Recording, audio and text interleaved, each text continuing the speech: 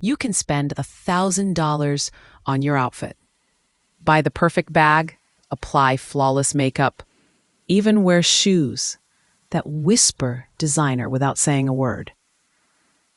And still, something feels off. It's frustrating, isn't it? Because elegance isn't always about effort. Sometimes it's about the one small detail you didn't notice. The lipstick that's too glossy, the lashes that came in before you did, or that one necklace that looks just a bit too shiny. Here's the quiet truth. Looking elegant isn't about adding more. It's about refining better. Learning which small choices elevate your look and which ones quietly pull it down. This guide isn't here to criticize, it's here to clarify. We're going to walk through 10 common habits that subtly cheapen your appearance. Not in dramatic, obvious ways, but in the kind that leaves you wondering, why doesn't this feel right anymore? Some of these might surprise you. One of them shocked me.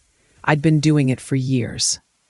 Let's start with the one that sits right above your eyes and might be sending the wrong message before you say a word.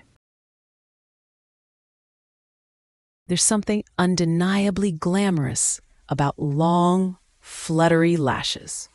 They frame the eyes, add instant definition, and when done right, they lift your whole face with barely a blink.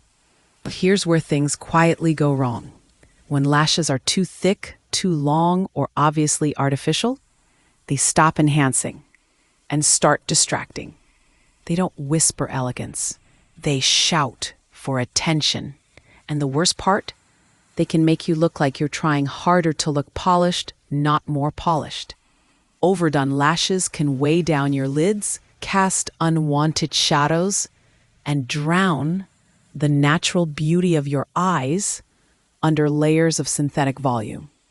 And if you've ever felt like you're hiding behind them, you're not alone. Sometimes what we think adds confidence is actually a curtain.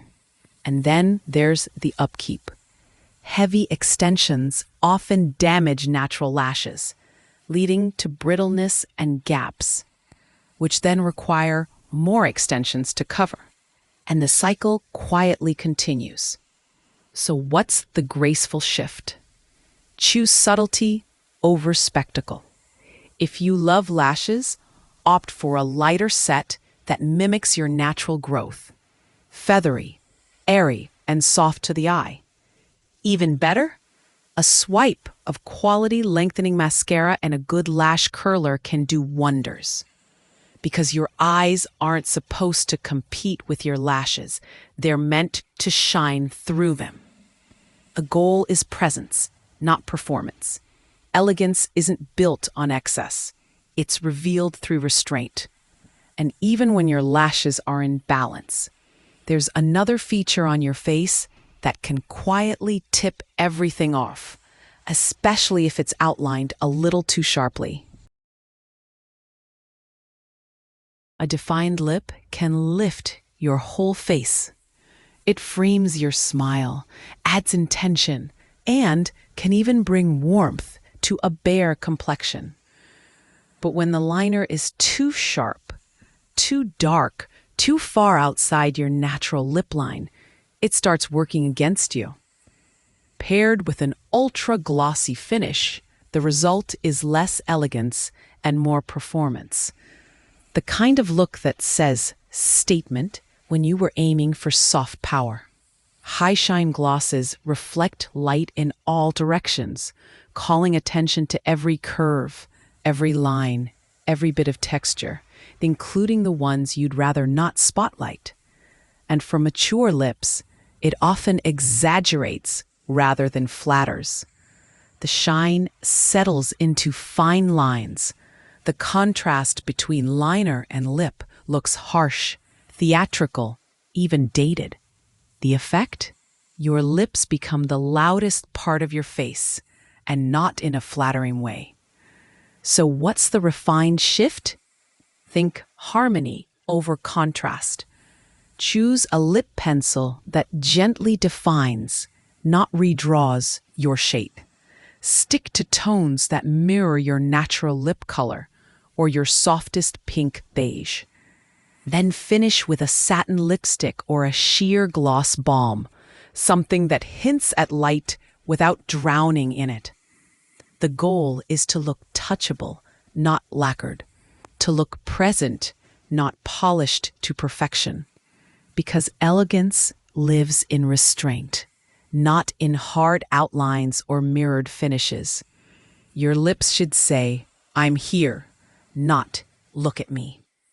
And even when your color is perfect, the canvas it sits on might be quietly undoing all that work. We've all heard it. Flawless skin is the foundation of a beautiful look. And while there's truth in that, the way we chase flawless often leads us somewhere else entirely. When foundation is too thick, too matte, or simply the wrong undertone, it doesn't enhance your skin. It hides it. It mutes the glow. It fills in the expression. It clings to dry patches and fine lines like spotlight on a stage that was never meant to be center. Even worse, a shade just slightly off. Too yellow, too pink, too pale can disconnect your face from your neck in a way that feels off. Not dramatic, just distracting, and that disconnect, it quietly erodes the effort you've put into everything else. Because when people notice your makeup, they stop noticing you. So what's the better path? Start with your skin, not your insecurities. Reach for formulas that enhance, not erase. Sheer foundations, skin tints, light-reflecting serums, products that let your freckles peek through, that move with your expression. And don't skip undertone matching. Test along your jawline in natural light. The right shade doesn't sit on your skin. It disappears into it. Because real radiance doesn't come from coverage. It comes from confidence. And even when your skin looks effortlessly natural, there's one feature that can still betray you in a single glance. Eyebrows do more than frame your face. They set the tone for your entire expression. A soft arch can lift. A natural brow can open. But when that arch is too sharp, too dark, or flattened down like it's been glued in place, it doesn't lift. It locks. What was meant to shape now overpowers. What was supposed to enhance becomes a distraction. Instead of looking elegant, the brows begin to look stamped on, as if someone drew them in before meeting you. Over-laminated brows may look sleek on camera, but in person, they can harden your expression, stealing the softness that real elegance rests on. And when every hair is forced into place, that rigidity spreads to the rest of your look. So what's a better approach? Shape with grace, not force. Use a brow pencil or powder that mimics real hair. Choose a tone that's slightly lighter than your hair if you're brunette, slightly deeper if you're gray or blonde. Work in feather-light strokes. Brush upward, not flat. Let your natural texture speak instead of silencing it with trend. Elegance isn't stiff. It moves, it breathes, it belongs to you. And when you've softened your gaze just enough, there's something else that follows you into the room, long before anyone sees your face. Scent is invisible, but unforgettable. It lingers longer than your lipstick, speaks louder than your accessories, and leaves an impression long after you've walked away. But here's where the quiet damage happens. We often think stronger equals better. So we reach for sugary florals, dense musks, cloud-like sweetness. We spray with abandon, hoping for allure. But what we create is overwhelm. Too much scent doesn't suggest elegance. It signals overcompensation. A sweet overload can feel juvenile, even cloying. A heady application feels invasive, like a performance that no one asked for. And worst of all, we often don't smell it on ourselves anymore. But others absolutely do. So what's the graceful shift? Let your fragrance invite, not invade. Choose scents with soft complexity. Notes of clean musk, warm spice, delicate woods. Look for words like sheer, skin scent, whisper on the label. And apply with care. Behind the ears, inside the wrists, a mist in your hair.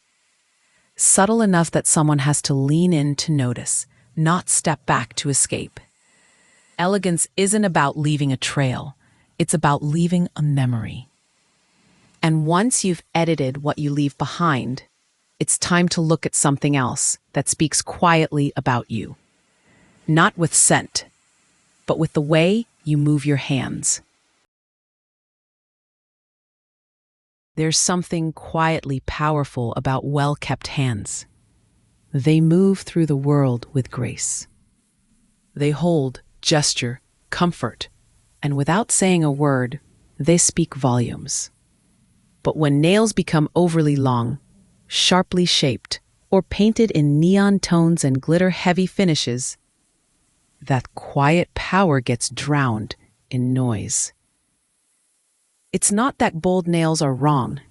It's that they often compete with your presence, instead of completing it. Extra long stiletto nails may be trendy, but they rarely translate as elegant. They can look impractical, performative, like accessories designed to be noticed before you are. And dramatic colors? Electric greens, holographic purples, or chrome embellishments. They rarely harmonize with a sophisticated aesthetic. Instead, they pull attention downward, and often out of sync with the rest of your look. So what's the refined shift? Let your nails be an accent, not the headline. Opt for timeless shapes, softly rounded or short almond. Neutral tones always whisper elegance. Muted pinks, soft taupes, classic reds. Even a clean, buffed nail says care without shouting for it. And if you love a hint of edge, play with texture. A matte finish, a deep wine tone, a touch of espresso brown. Above all, prioritize maintenance, because even the most subtle nail loses its charm when chipped or overgrown. Your hands don't need to scream. They already carry presence in every movement. And while your nails might be polished to perfection, the next detail can undo it all if it shines too brightly for the wrong reasons. Jewelry should be the quiet punctuation to your look. A soft glint here, a graceful movement there. Not the thing people notice first, but something they remember after. But when a necklace flakes, when a ring leaves a green mark, when earrings feel more plastic than precious, that punctuation turns into a question mark. It doesn't matter how lovely the outfit is. Low-quality jewelry drags the whole image downward. It introduces doubt, not charm. And here's the quiet twist. The more your style matures, the more these small materials matter. Because faux gold that's too yellow, chains that clink too lightly, or bangles that look mass-produced, they don't just look inexpensive. They sound and feel it. And elegance never begs for attention. It earns it in weight, in finish, in intention. So what's the refined approach?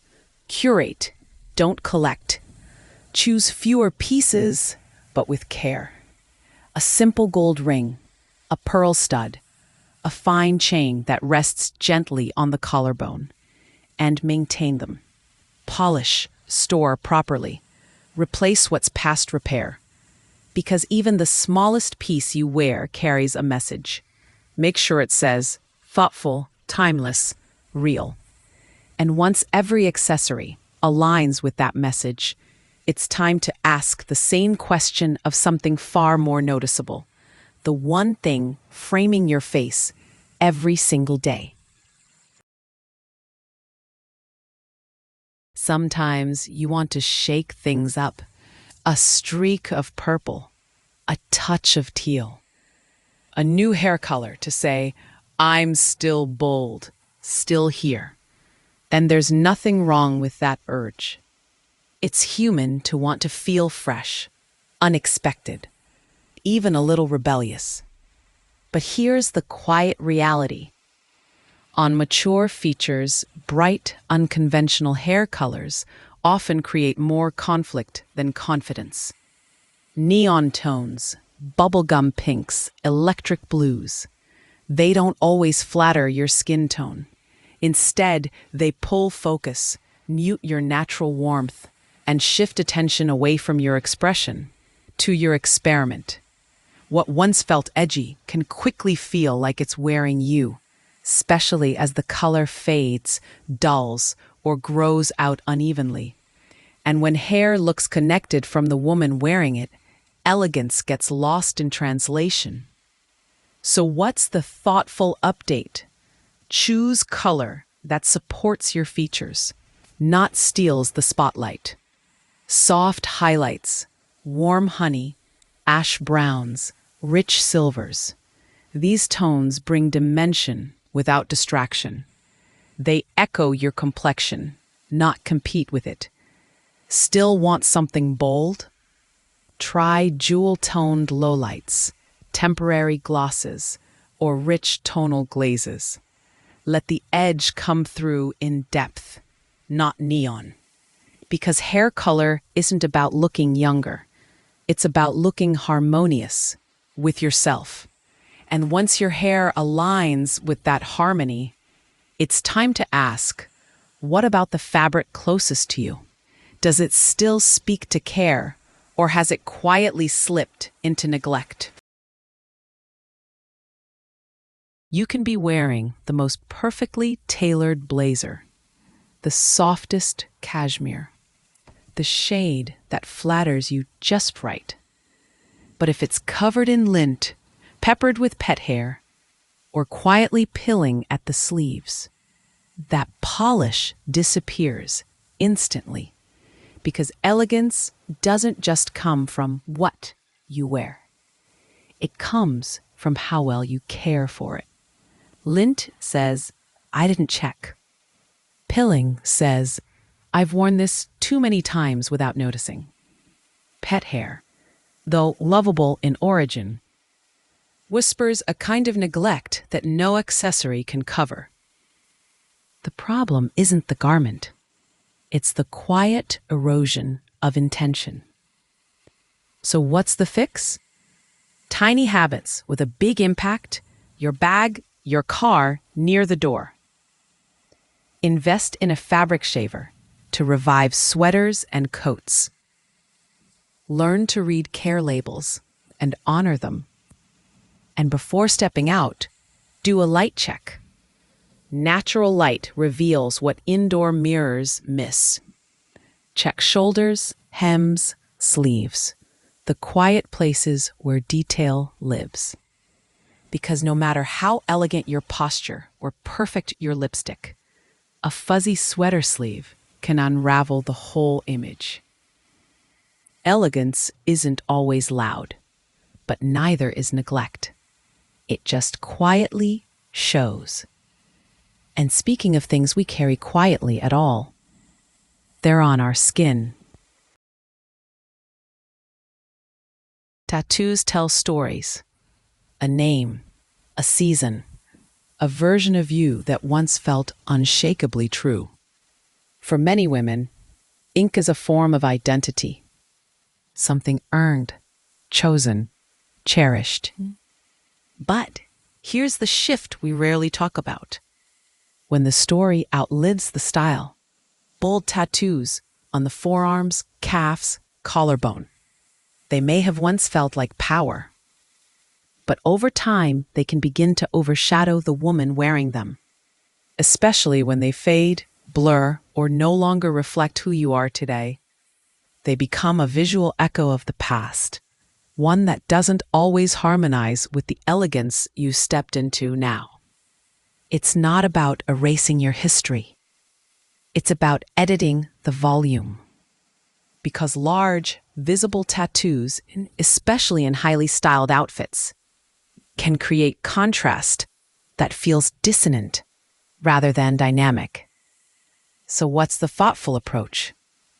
Curation, not concealment. If you love your ink, own it. Pair bold designs with more minimal outfits, softer lines, quieter accessories. Let your clothing frame the art, not compete with it. And if a tattoo no longer feels aligned with the woman you are now, that's okay too. You can fade it, cover it, or evolve it, just like you've evolved. Elegance doesn't mean abandoning your past. It means knowing how to carry it forward with grace. Because what should stand out isn't the ink, it's you. Elegance was never about being perfect. It's never been about having flawless skin, expensive bags, or the latest trend tucked into your sleeve. It's about something far quieter. The alignment between how you feel and what the world sees. And that alignment often comes down to the details we once overlooked. A softer brow, a clean cuff, even a decision to wear less and let more of you come through. Because the most elegant women aren't doing the most. They're just doing what feels right for them, with clarity, with care, with intention. Every choice you make, from how you style your nails, to how you care for your fabrics, to what you choose to keep or let go, tells the world who you are before you ever speak. And when every part of your appearance says the same quiet truth, I know who I am now, that's when elegance becomes effortless. So tell me, which small shift surprised you most? Or better yet, which one are you quietly ready to let go of?